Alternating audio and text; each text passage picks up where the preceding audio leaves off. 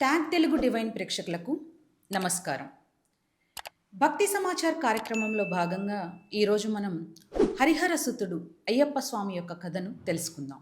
లోకంలో అధర్మం పెరిగిన ప్రతిసారి దేవుడు ఏదో ఒక అవతారంలో భూమిపైకి వచ్చి అధర్మాన్ని పారద్రోలి ధర్మాన్ని రక్షిస్తూ ఉంటాడు. ఈరోజు కలియుగ ప్రత్యక్ష దైవం శబరిమల అయ్యప్ప స్వామి యొక్క మానవ అవతారం ఎత్తడానికి కారణమైన కథ గురించి తెలుసుకుందాం. ఈ కథ భూమి మీద ప్రారంభం కాలేదు.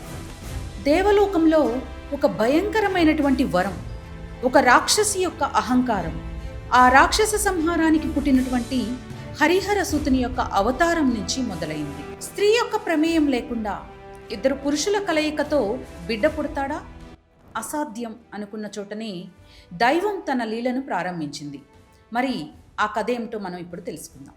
సత్యయుగంలో దత్తాత్రేయుణ్ణి ప్రేమలో పడేసి మోసం చేసినటువంటి లీలాదేవిని ఆయన శపిస్తారు.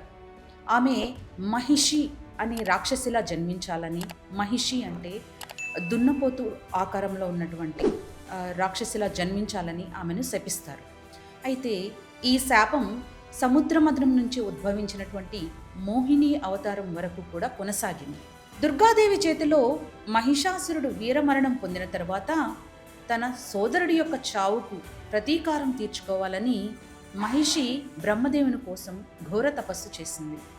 ఆమె తపస్సు మెచ్చినటువంటి బ్రహ్మదేవుడు ప్రత్యక్షమై ఆమెకి ఏం వరం కావాలో కోరుకోమనగా ఆమె లోకంలో మరెవరూ అడగనటువంటి విచిత్రమైనటువంటి 3 వరాలను కోరుకుంది. ముందుగా తన రోమ గ్రంథాల నుంచి తను కోరుకున్నప్పుడల్లా లెక్కలేనంత మంది రాక్షసులు ఉద్భవించాలని, రెండవది తనకు హరి వల్ల కానీ అంటే విష్ణువు వల్ల కానీ లేదా హరుడు వల్ల కానీ అంటే శివుడు వల్ల కానీ మరణం ఉండకూడదు.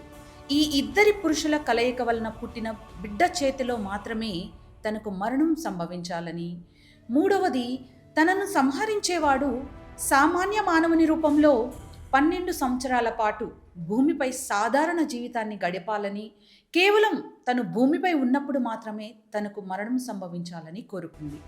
మరి ఇద్దరు పురుషుల కలయికతో బిడ్డ పుట్టడం ప్రకృతి విరుద్ధమని, అది అసాధ్యమని భావించినటువంటి మహిషి తన హృదయంలో అహంకారం బాగా పెరిగిపోయింది.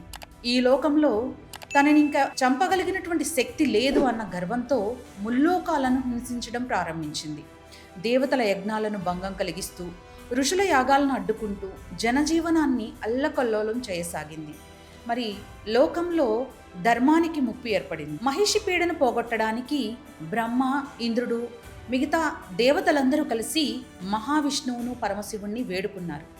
లోక కళ్యాణం కోసం మీ శక్తితో ఆ అసాధ్యాన్ని సుసాధ్యం చేయమని ప్రార్థించారు. అప్పుడు ధర్మాన్ని స్థాపించడానికి పరమశివుడు మరియు విష్ణువు ఒక సంకల్పాన్ని తీసుకున్నారు. మరి మహిషి యొక్క వరం విన్న దేవతలు ఇప్పుడు ఏం చేయాలి అని ఆలోచనలో పడ్డారు. కానీ దైవ సంకల్పం అప్పటికే సిద్ధమైపోయింది.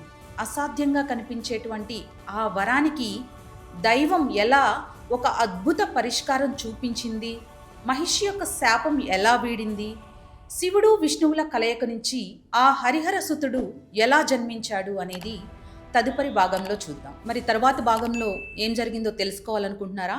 అయితే చూస్తూనే ఉండండి ట్యాగ్ తెలుగు డివైన్. నేను మీ సుజాత. స్వామియే శరణమయ్యప్ప.